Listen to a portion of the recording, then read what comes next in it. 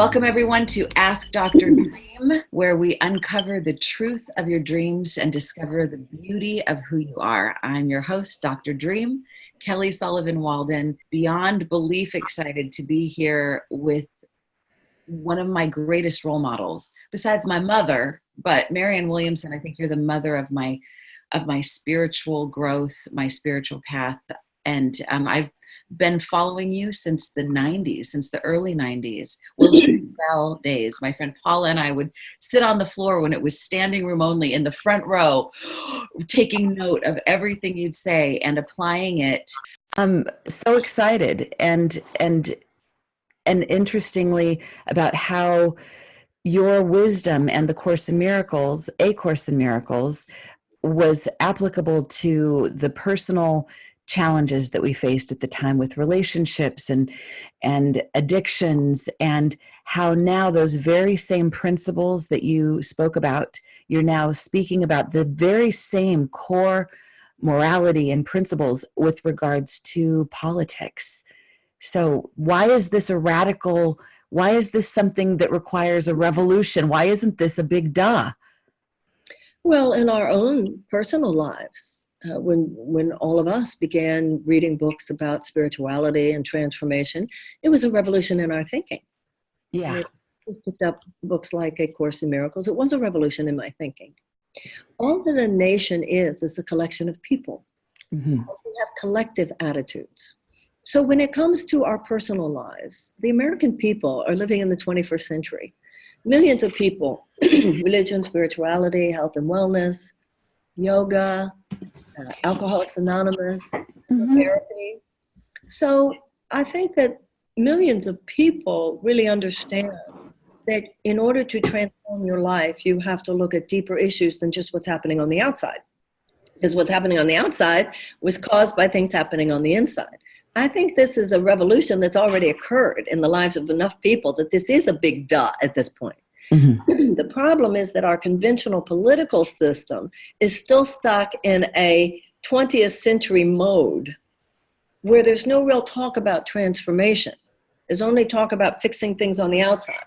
It's like allopathic medicine where you don't really deal with creating health. You just get sick and then seek to eradicate or suppress the symptom. Well, we've now opened up. Mainstream understanding recognizes that we have to have an integrative approach, that you have to deal with issues of lifestyle, issues of diet, issues of mind and spirit. All of those things come into cultivating health, and all of those things are involved in ameliorating the effects of disease. So it's the same thing we're talking about. It's just that while people have applied these realizations to our individual lives, people simply aren't in the habit of applying those realizations to our collective life. Until now. And I, on behalf of all the people that I know, we're just so proud of you that you are putting love into action in such a strong way, not a namby-pamby way. You're not getting bowled over when people are asking you the tough questions. You show up, you're strong. And I'm constantly watching like, oh my God, how is she going to handle that? And you just keep knocking it out of the park. You should see, it's like how men watched football games. It's like me watching you like, yeah, she did it again. And, oh, I'm so proud of you. Okay. So here's some of the things that I notice happening in my community and kind of on the outskirts of my community. People are saying it's so amazing that Marianne's running, but she's not going to win. And because it's too radical what she's talking about. And people say this to you and you're like, why not? Donald Trump was radical. Like, radical is what we need. So for those few people, and they're dwindling because they're impressed as heck that you've come as far as you have, that you're on the Democratic stage, that you've done it twice, that you're going to be in the next debates. And so they're saying, well, if she does make it, I'll vote for her. And even the people that were saying that they would never vote are saying that they would vote for you. So what do you say to the people that are saying, yeah, but you can't win on the politics of love? I said, what do you say? It's really sad and it's really weak. And it's really an example of conspiring with your own disempowerment. Cynicism. The whole thing of transformational thinking is to go for what you want. Right. The whole issue of transformational thinking is to claim your dream, claim your desire, claim it. And here, what could be weaker than, yeah, but it's just another form of, yeah, but it could never happen. Well, I love that you go back in time to Gandhi, you go back to Martin Luther King, you go back to JFK, and they were they were political figures that ran on love, and they made a difference. That is true. And even in our own personal lives, the whole point of this kind of transformational thinking is to stop saying, I want a great career, but it could never happen. I want a great relationship, but it could never happen. What have we learned? We've learned cancel, delete, yeah, start over, do a do-over. So people say it could never happen. It's just, I think people who haven't been politically engaged don't have a habit of exerting political force. Political force means it's going to happen however enough of us vote. So when you think of how many millions of us are in this community of health and wellness, new thought, spirituality, etc. I mean, if everybody who said what you just said sent me $1, I would have enough money to compete with every other campaign. Well, it seems like you never happen is the way that's the primary weapon of disempowerment. It could never happen. And for us to actually repeat it is just acquiescing in your own disempowerment. Right. Well, let them say it. And then you say, well, why not? Because, and I heard Anderson Cooper say something like, well, we need somebody like you, but it's probably not going to be you. You're like, well, why not? Yeah, to me, another interesting thing about that is that there has been a way that people within the political and media establishment have taken this more seriously than my own community has taken it. And I'll tell you, they know how many of us there are. They know how many people buy books about higher consciousness, spirituality, etc. So they actually know, wow, all of those people voted for her and all of those people sent her $5. She would have real political power here. That's why it's sad to hear people in our community say, but it could never happen, as opposed to, oh yeah, we're going to do this. Right. Well, I think there's many that are saying they are, like myself, and that you are. And I think the ones that are cynical, that's their own cynicism that would be there with or without you, but it's changing. But I think there's a hopefulness, and every time there's a small step for you, it's a step for all of us. Yeah. And it's breaking through our own cynicism or reservation. So you're doing it. You're so right. And you're so naming what's really going on. I think for myself, maybe with some people didn't think I was going to have to work so hard with members of my own community. Right. And so I had a little bit of personal hurt feelings. Yes, I could imagine. Yeah. Ouch. Because yeah. But I hear you, and I'm so encouraged to hear you say that you think it's changing. I feel it changing, and with people very close to me that have been so cynical, good people, spiritual people that are just like, I won't even vote. I don't want to have anything to do with that whole world. It's so corrupt, that are saying, if Marianne gets in the running, I will vote for her. Not only will I vote, but I will vote for her. So I feel like hearing things like that there's a ripple that's happening.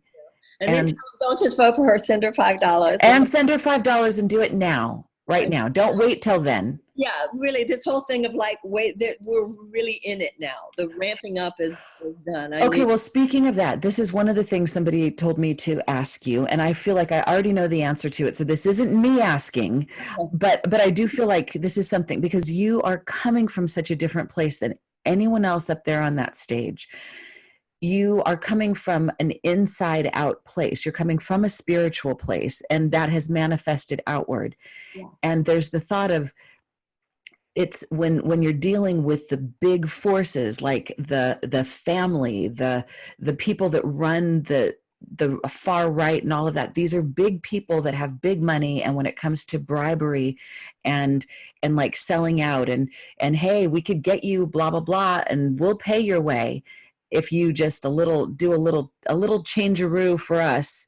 So how will you handle, as you get higher and higher up? I already know how you're going to handle it, but for the people that are wondering, how will you handle having to face off with the big boys, with the big bucks and the big guns that will either want you down or they will want you in their pocket?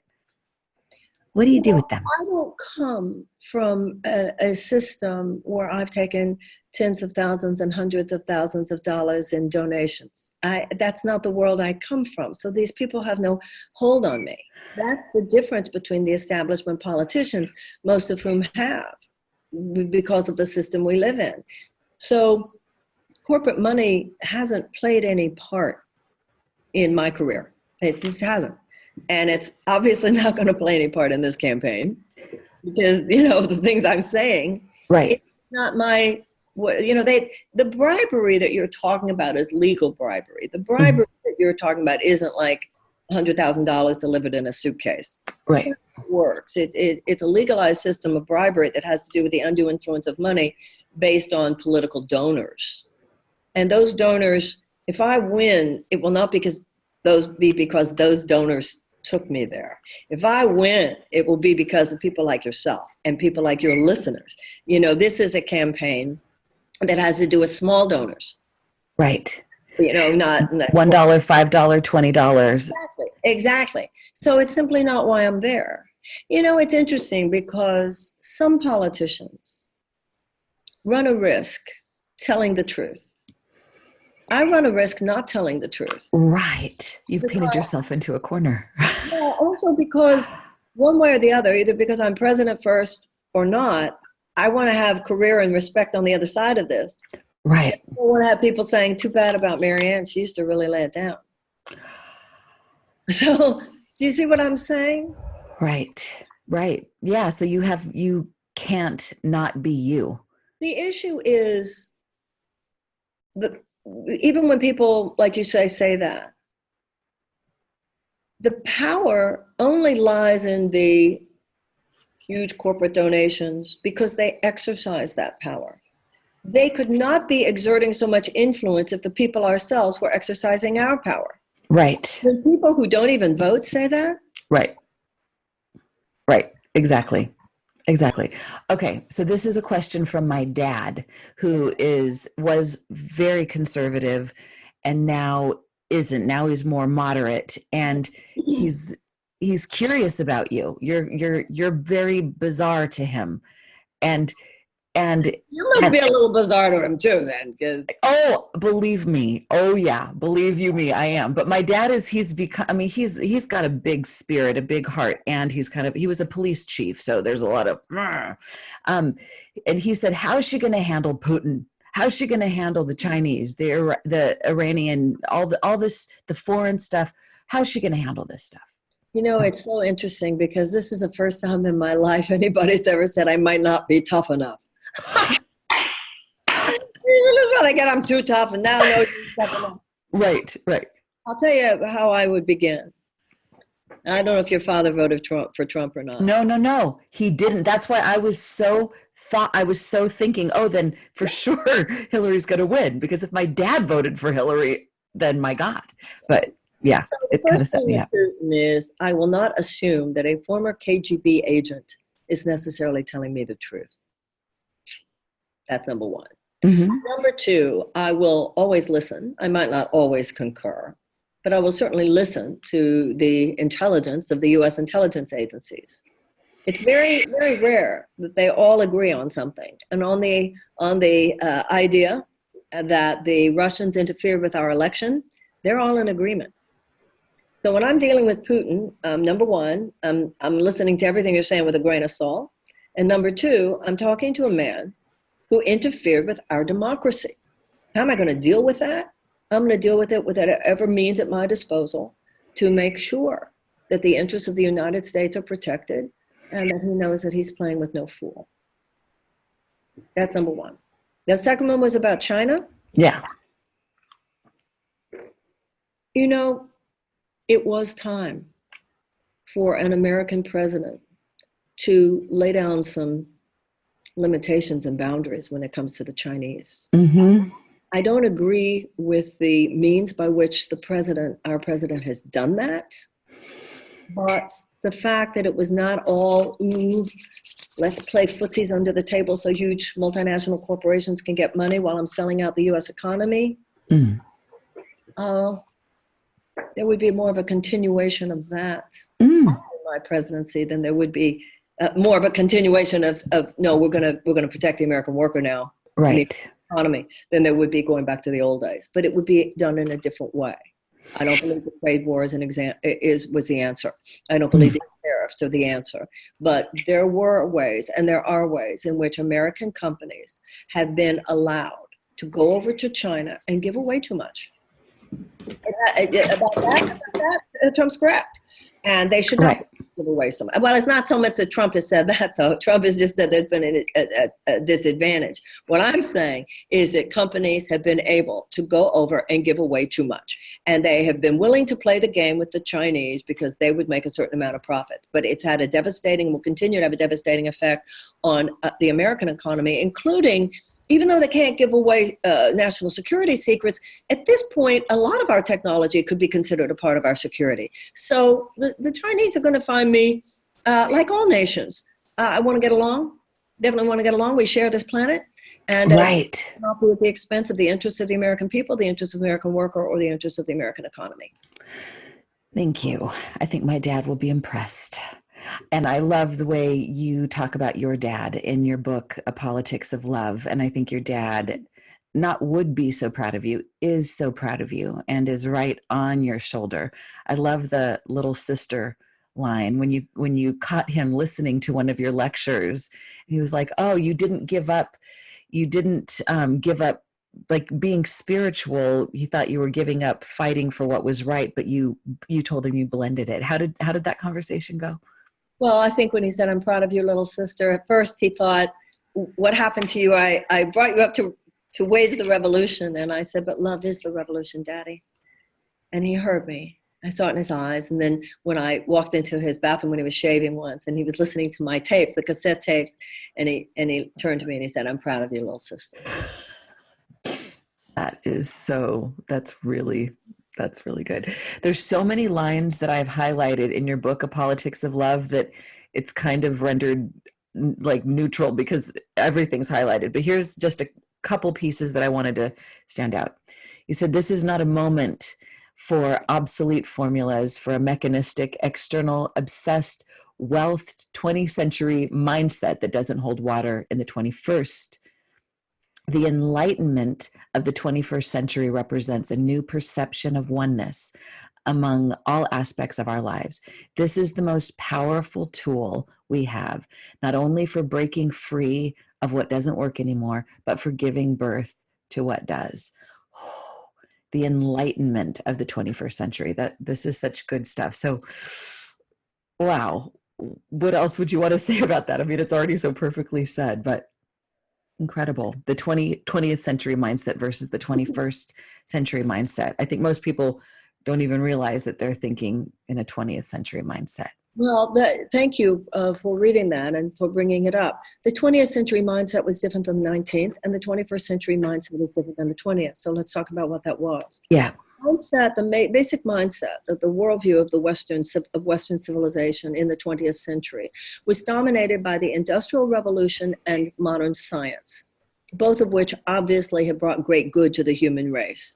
They brought great good to the human race because they have had to do with the powers of the external material world. But they have also, as it turns out, led us into a place where there has been a deep imbalance. I mean, on one hand, they started the 20th century thinking, with all this industrialization, with all this science, there's no problem we won't be able to solve. It turned out to be the bloodiest century in human history, because this material empowerment was not balanced by equal spiritual, moral, and wisdom in terms of their power. Mm-hmm. And so we have expanded our material muscles as a civilization, but we have allowed to wither too many of our immaterial powers of love, of compassion, of wisdom, our sense of connectedness, our honor for each other, our honor for life, our honor for the planet and for nature. And so as we enter the 21st century, there's a drive towards rebalance. There's a drive towards having both and. it's not like we don't want technology, we don't want science, we don't want industrialization. Of course we want all those things, but they must be balanced with the wisdom of the human heart.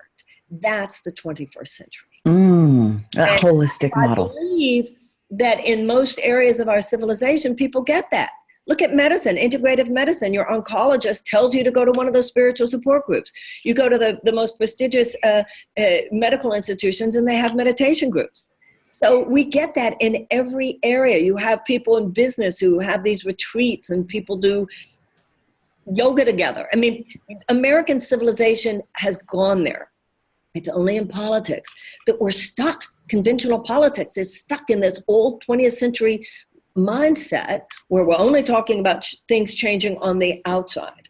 But for those of us, which is millions of us, who are aware that you can't just change things on the outside, you can't just address the symptom, you also have to address the cause, or the symptom will simply morph into another symptom. Right. It's time for a politics, and I'm not from that old mindset. I'm from a new mindset, so then they say I'm weird, but millions of us go, no, you're weird. Right. That's why so many millions of people don't even vote, because so much of politics doesn't align with where people live in their hearts. I want a politics that aligns with where people live in our hearts, so the more people will be involved so that we can get this country back on track. Beautiful. I was thinking about how Michelle Obama said, when they go low, we go high. I thought your version of that would be, when they go superficial, we go deep. Same thing, isn't it? Yeah. Mm-hmm. Yeah. And I love that, because I feel like she got the word when she said that. Unfortunately, there were too many people who didn't really understand what that word meant, I think. But I think what your power, it seems to me, is that you do just keep going deep, and there's a bedrock that isn't changeable, that isn't flimsy. And I mean, when I'm watching you talk, when you're debating, when you're being interviewed by Anderson Cooper, or Bill Maher, which was so great, there's just this bedrock place that you come from. And it seems like it's not simple, like, like a simpleton, but it's core. It doesn't waver, and it can slice right through all the rest of the BS. So is that, I mean, and a lot of it come from what you learned from your dad, mixed with A Course in Miracles, and working with all the people that in the 80s with AIDS and Project Angel Food and all that stuff. These are the bedrock qualities. In A Course in Miracles, it talks about how truth is one. Life is complicated, but truth is simple. Life is complicated, but truth is simple. So when you know spiritual truth, it's not everything. So the issue is to know those principles. We are one. We're here to love each other. And that is who you are, and that is what you're here to do. When you're clear about that, it applies to everything. It applies to how you live your personal life. That doesn't mean, I'm not an enlightened master. It doesn't mean that I'm there 24/7. I'm very clear that's where I'm supposed to be. And I'm clear that when I'm not there, my job is to atone in my heart and to try to do it better next time. The same thing applies to a nation. All that, as I said before, all that a nation is a group of people. So there is collective karma. I mean, if there's a level of cause and effect, and everything you do comes back to you, then Americans need to think long and hard about that. And I love that part of your campaign. And I know that everybody's heard you talk about the reparations, but I just want to give you an amen and a hallelujah that that's such a strong part of what you're standing for. And it makes so much sense. If we're going to go deep, it's an action that we can take that is deeply symbolic and could actually heal some of the poison that's been just sitting there percolating for so many years. And it's also an example of the integrated political approach we're talking about. It is economic restitution, and that's extremely important. But the fact that it's reparations as opposed to race-based policies, reparations carry an inherent mea culpa. And that gives them moral force. They are an inherent acknowledgement on the part of one people of a wrong that has been done and a debt that is owed, and the willingness on the part of those people to pay it. So it carries moral force that goes beyond just economic restitution. But it is also big economic restitution. It's the both and. That's what an integrative approach to life and to politics gives us. Oh, it's such a wonderful demonstration. I'm just flashing back to seeing you speak at the Wilshire Bell, I believe it was. And a woman stood up and said, Marianne, I really love it when you talk about relationships and spirituality, but why do you have to talk about politics? Like, can you just stop that? Like, we're here to hear about your relationship stuff because it's really funny and it really hits home, but the politics, goes over your head. And you said something like, it's all the same thing. Like you can apply every single thing I say about relationships and our own personal spirituality, our meditation. It all is the same thing. So just change some of the words if you don't like it. I don't remember exactly what you said. But. Yeah, the idea is universal applicability. You can't say, I'm going to apply my spiritual principles here. I'm going to apply my spiritual principles there. I'm going to apply my spiritual principles here. But this area of life, I'm going to leave outside, which is just a convenient excuse for not getting grit underneath your fingernails. There is no serious spiritual path ever anywhere that gives any of us a pass on addressing the suffering of other sentient beings. Jesus didn't come to earth to say, love yourself. He came to earth to say, love one another. There is no serious spiritual path that tries to justify ignoring the suffering of other people or the planet or animals or anything.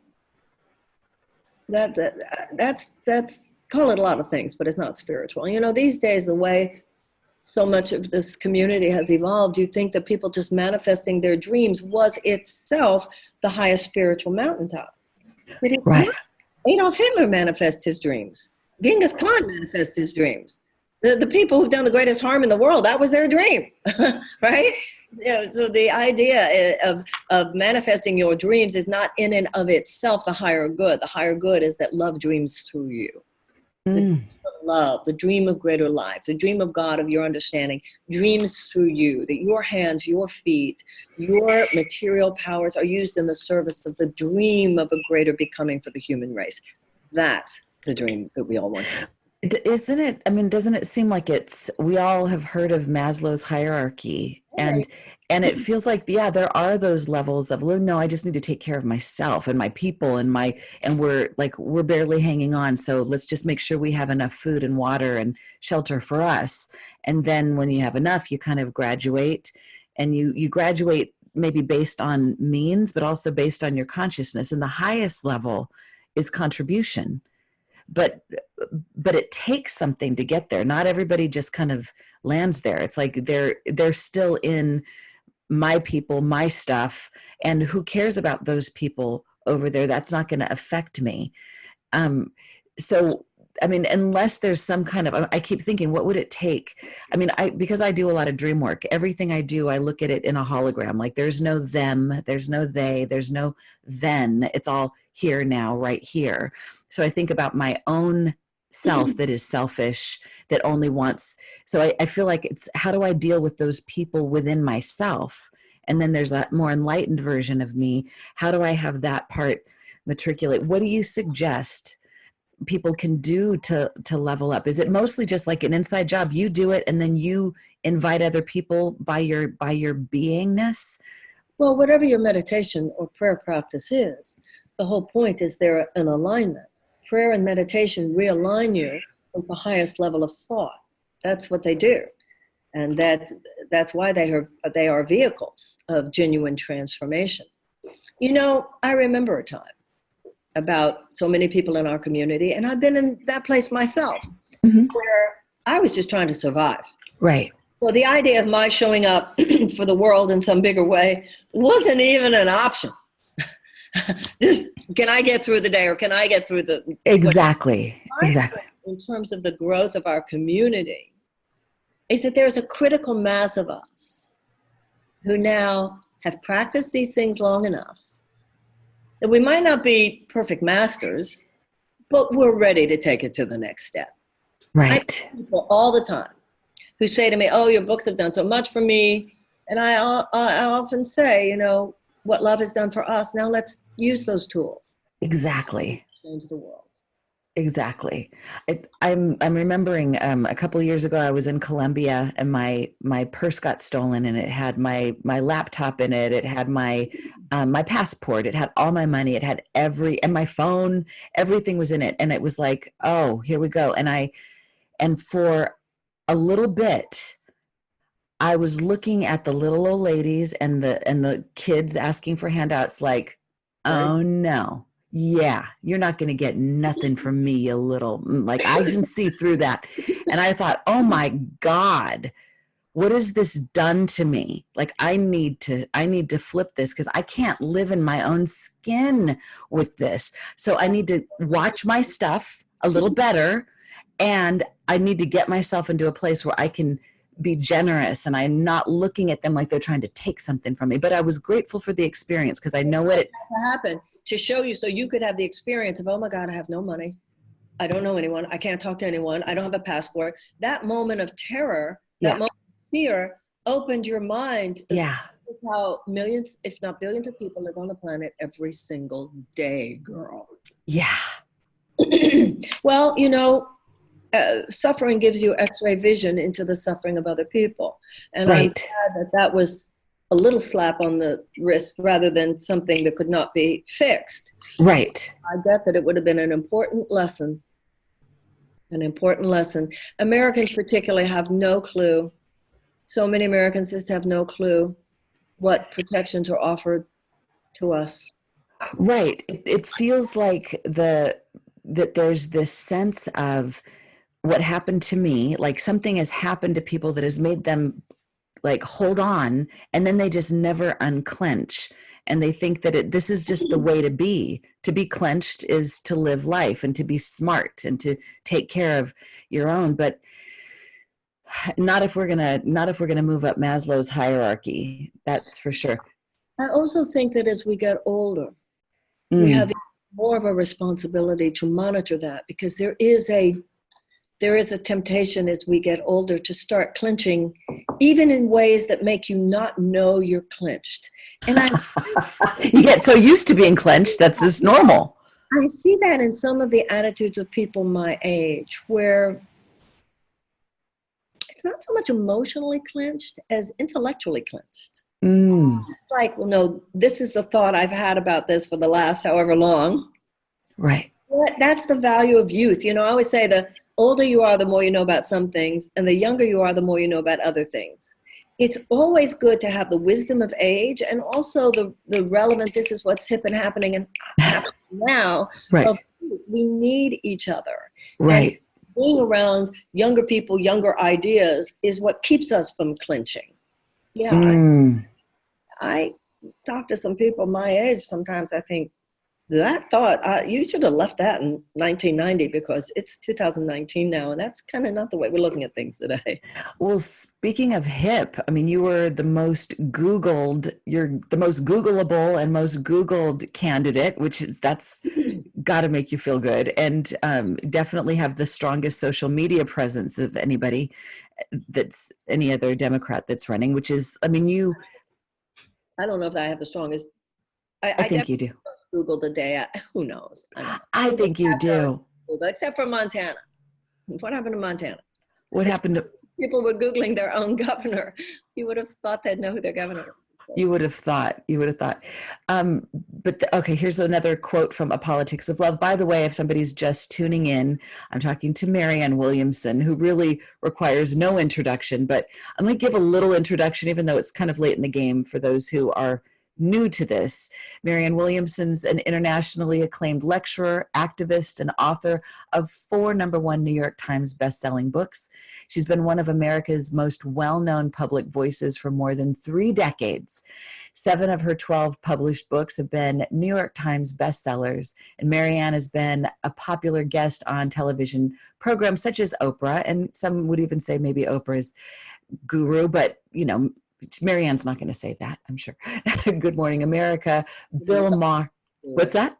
I'm not Oprah's guru. Well, you definitely, in watching your interviews with her, you have inspired her, and there were so many ahas, and I know that she wouldn't have had you on if you didn't. Inspired me, and we give to each other in life, all of us.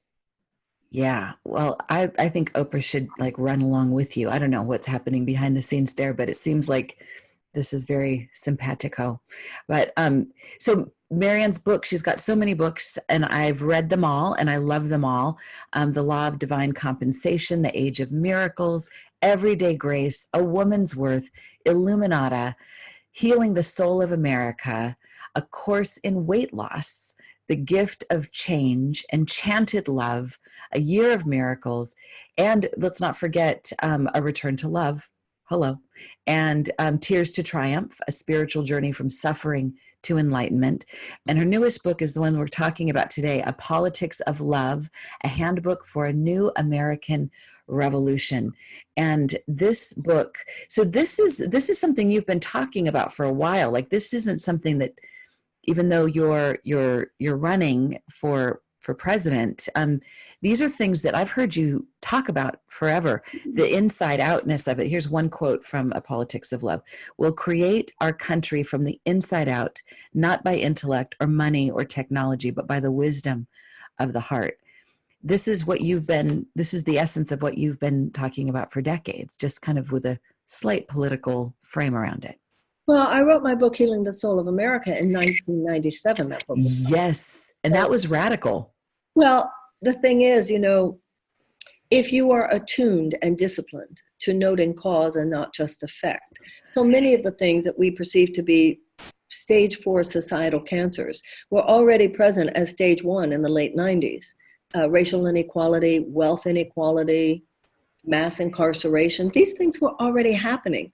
So when people were talking about, oh, everything's so good, I was asking at the time, doesn't that depend on what neighborhood you live in? Doesn't that depend on what part of the world you live in? So that's what metaphysics is. It's beyond the physical, what's happening underneath the surface. Martin Luther King said there are two kinds of peace, negative peace and positive peace. Negative peace, he said, is where there's no outright conflict, but there's an underlying tension and anxiety. Positive peace can only be predicated on brotherhood and justice. So I saw a lot of negative peace back in the 90s, and you're right.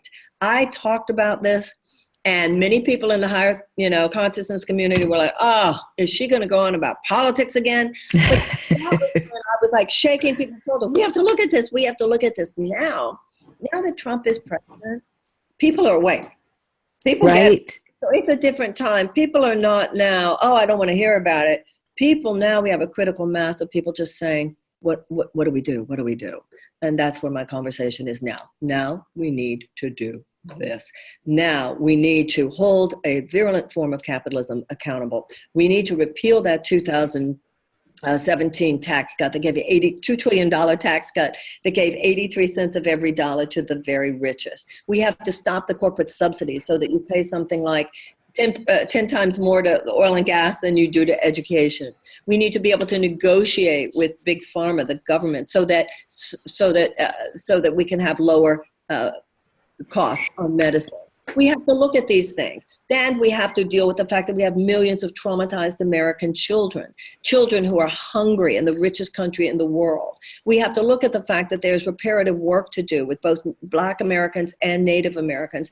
And we need to look at the lack of our moral leadership when it comes to our international policies. We need a moral politics. We will not defeat Donald Trump with a political argument or an economic argument or even a rational argument alone. We will defeat the president and win a new chapter for our history with a moral argument. We need a moral regeneration of our country. And who does it begin with? It begins with each and every one of us.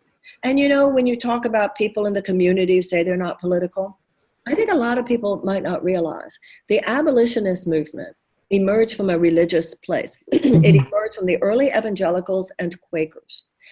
And many of the women who were the leaders of the women's suffragette movement were Quakers. And Dr. King, who led the civil rights movement, was a Baptist preacher. Right. Great changes in American history, American new chapters of social justice have always emerged from religious and spiritual circles. And now we need a new religious, spiritual, transformational progressivism. And that is what is going to change this country. And in in very practical terms, that doesn't necessarily mean people have to turn their lives upside down and everything needs to be caught on fire. And it just means get out and support the candidate that you feel is strongest and do something, put your money where your mouth is, and maybe stand up for something. I mean, you're not talking necessarily, or maybe even run. I mean, this is what I think is inspiring, because you've always been kind of a North Star to me. I remember when 9/11 happened, I had a dream about you. I don't know if I told you this before when I've interviewed before, but I dreamt about you and how you would handle it. And you were standing in front of my apartment building at the time in Los Angeles in my dream. And everyone was running around like, the sky is falling. And you were like, still. And I was like, oh. So I went and stood next to you and I'm like, I'm going to be still. And I became somebody that people came to for prayer during 9/11, when it's like, so I look to you as like, what's she doing? It's like WWMWD. What would Marianne Williamson do? So the fact that you're stepping up in such a big way, I feel like you're putting your walk is matching your talk. And I think you're naturally inspiring people to do more than their comfort zone would have allowed, and mine included. Well, I'm so grateful for what you're saying. I think that we all have to realize, if you want to think uncomfortable, I'll tell you what's uncomfortable. What's uncomfortable is what's going to happen over the next 10 and 20 years if we don't make some fundamental changes.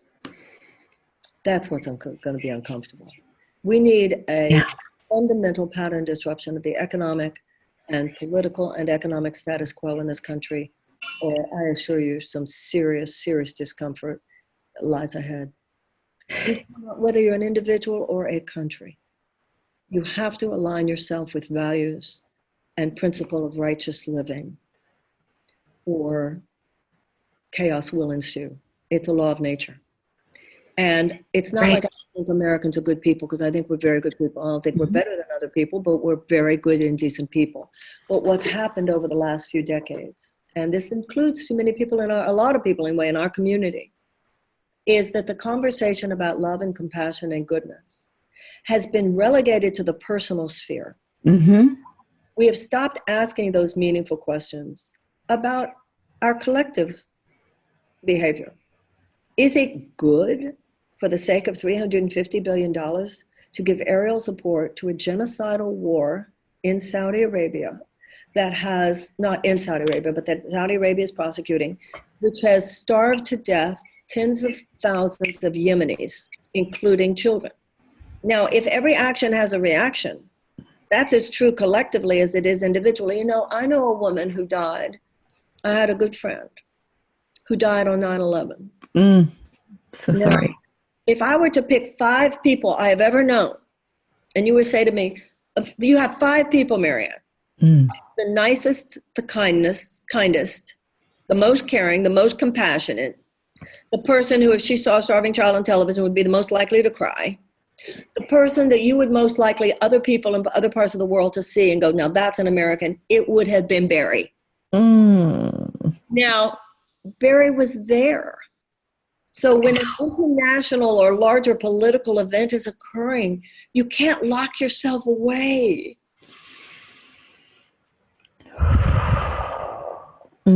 If there, people who sometimes I feel in our own community, well, I eat healthy, I'm gluten-free, I'm drinking green juice, people say to me.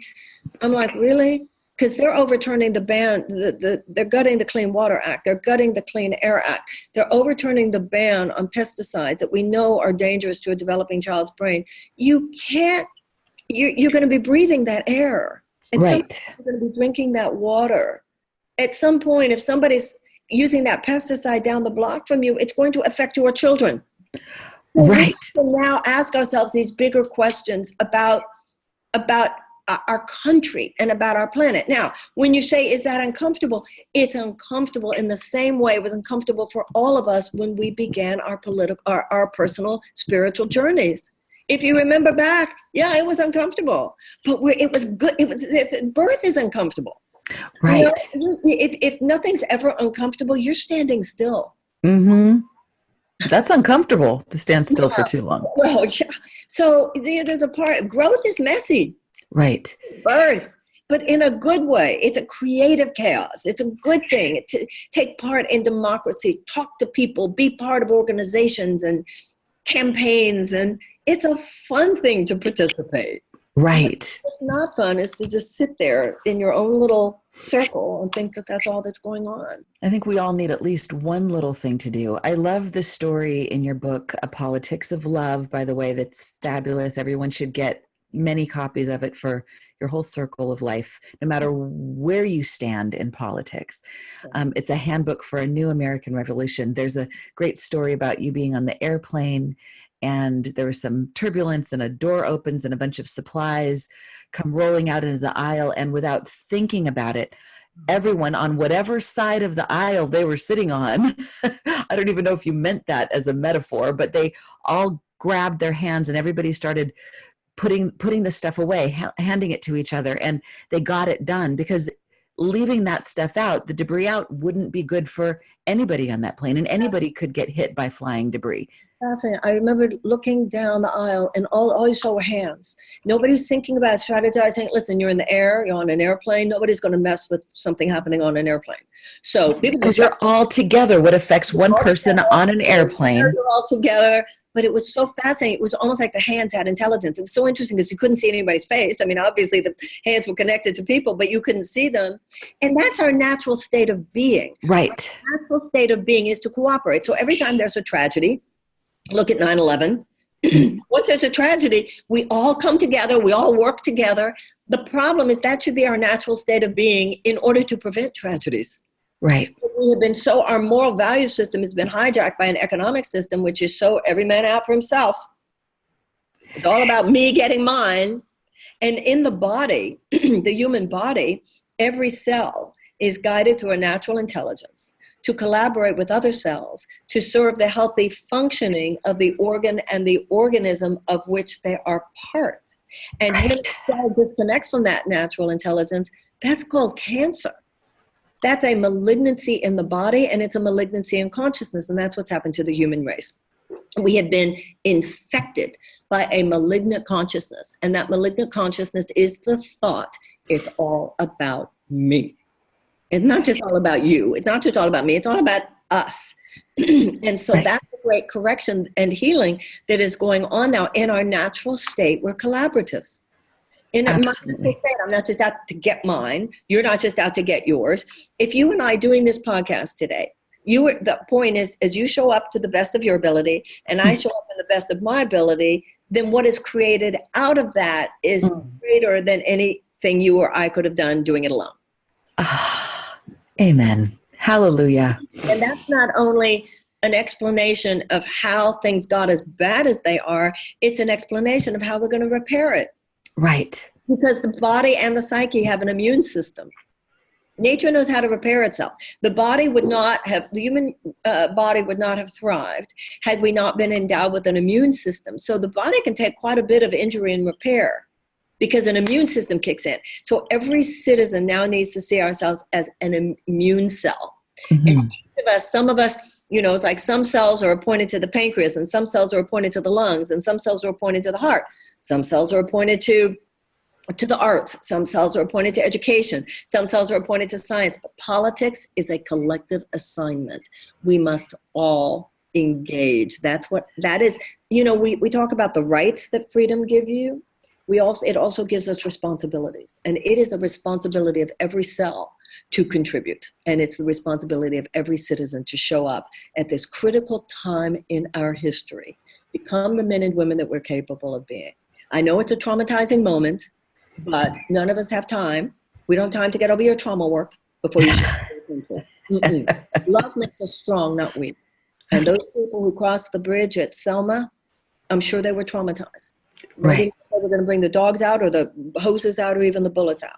Those women who had metal contraptions put around their neck to force feed them. The suffragettes who were in prison because of the conditions. Of course, they were tense and anxious. Yeah. Going. And that's what we have to be. And that's the kind of men and women we need to be. And we will turn this country around. And those of us who have this deeper understanding of how all this works, we had something to do with it. And on this note, the it's like you talk about when people have asked the question about your experience. It's like almost like this is a new job. Like if you were going to become a lawyer, like you're not trained for this. You haven't done this. You're not a career politician. So you're not, it's like you wouldn't step up in front of a court of law and be somebody's lawyer if you had. It's as if there was a career track to be a career politician. So to the people that say, but she's not experienced, what would you say to that? Franklin Delano Roosevelt said the primary responsibility of the presidency, he said, is not its administrative aspect. He said its administrative aspect is secondary. The primary aspect, he said, is moral leadership. We had very experienced politicians who led us into the war in Vietnam. We had very experienced politicians who led us into the war in Iraq. What was lacking there was not political experience. What was lacking there was moral vision. We need a political visionary right now. We have a greater need for a political visionary than we have need for a political technocrat. And I have a lot of respect. Please don't get me wrong. Right. I have a lot of respect for political experts in all fields. And of course, my administration would be filled with them. But there is a little bit of a Wizard of Oz quality. Like there's behind the curtain. Not a little bit. That's exactly that. Vision. The president sets a vision. For instance, I don't hear any experienced politician talking as I am about the millions of traumatized American children. The millions of American children who go to schools where there aren't even the school supplies with which to teach a child to read. And if a child cannot learn to read by the age of 8, the chances of high school graduation are drastically diminished and the chances of incarceration are drastically increased. We need a president who's talking about that. Right. And let me tell you something, experienced politicians actually aren't, and there's a reason that they're not. They're not because children aren't old enough to vote, so they're not a constituency. They're not old enough to work, so they don't have any financial leverage.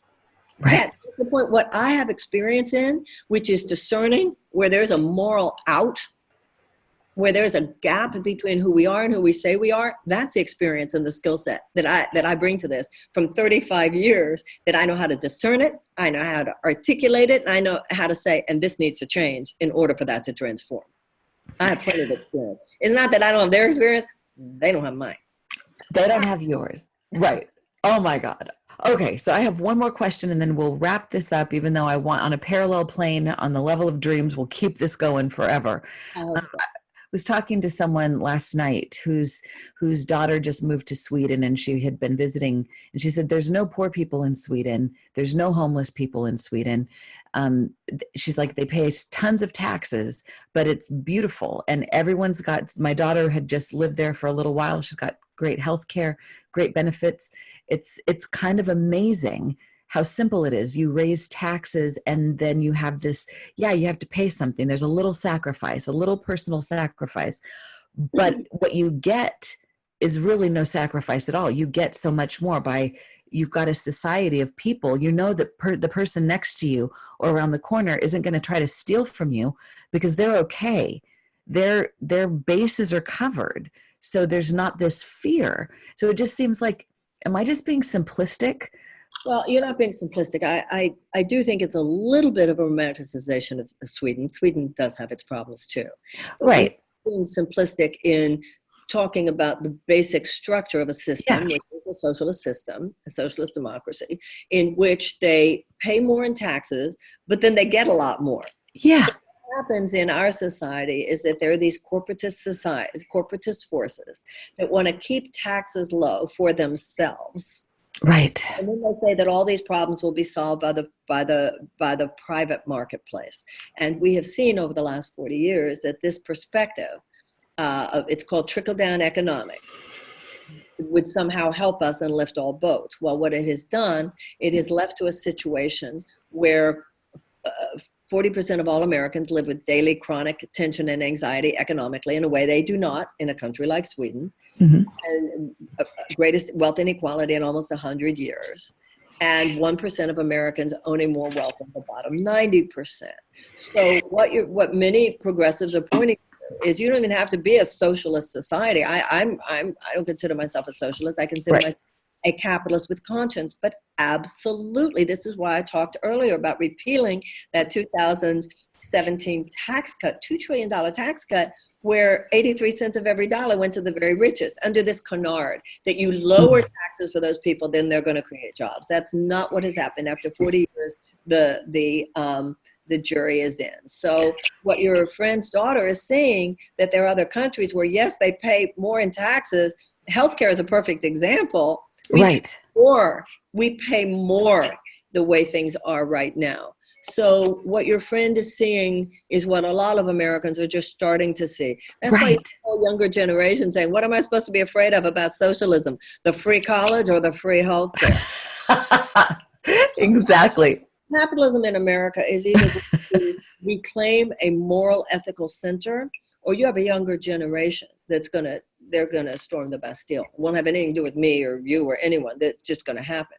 So, but the good news is there are a lot of voices within the American capitalist system today who do realize this, who realize that that not only our government, but our economic system, and both of them entwined with each other over the last 40 years, have so swerved from an ethical center and must repair themselves, or we will have some serious, serious chaos in this country. Well, I am so grateful. And so, I mean, even though I'm not your mother, who am I to say I'm proud of you? But I am proud of you as a sister, as a woman, as somebody that I've looked up to for a long time, who's inspired me, who's been such a pillar in my own personal growth. I definitely can say I wouldn't be who I am today. I wouldn't be doing the things I am if it weren't for the contribution that you've personally made to me in my life. And the fact that you are stepping up in such a big, bold way. And I know it's not easy. I know it comes at a lot of great personal sacrifice. And I can't imagine what even one day in your life must look like. But I'm so grateful that you're suiting up, showing up. And like you said, when I interviewed you last time, you're getting your Buddha on, or you said, what did you say? Do you remember? I can't remember. It's time to get my Buddha up. This experience is certainly challenging me to practice what I preach on more levels than I ever knew possible. But I so appreciate what you're saying. And I do hope that all in this community and people who understand really what these principles are will show up and support this campaign. Oh, you know it. We want this. We want you. We do. Even it's kind of like the whole notion that everyone loves each other. They just might not know it yet. Everybody wants what you're standing for. Everybody wants a world of kindness and where we value love over economics. We all want that. Well, and now's the time to get it. Later, it's now. This is an actual presidential campaign. We're actually making it. I need people to go on their social media, endorse me on their social media, send donations that are comfortable, talk about it with your friends, not later, but now. If we want this, we can have this. Right. We can. Our dreams can come true. Marianne, this is Marianne Williamson. Her book is A Politics of Love. Website is marianne2020.com. Facebook is Williamson Marianne. Twitter is M-A-R Williamson. Instagram is Marianne Williamson. And again, the book is A Politics of Love, a handbook for a new American revolution. I am covered in chills from head to toe. I am so grateful for you. Thank you so much for being such a big sister. So much. I'm honored to have been on your program. Thank you so much. And what city are you in? I'm in Los Angeles. Oh, okay. Well, hopefully I'll see you there. Thank you so much. I will. Lots of love. Sweet dreams, and may they all come true now for all of us. Thank you.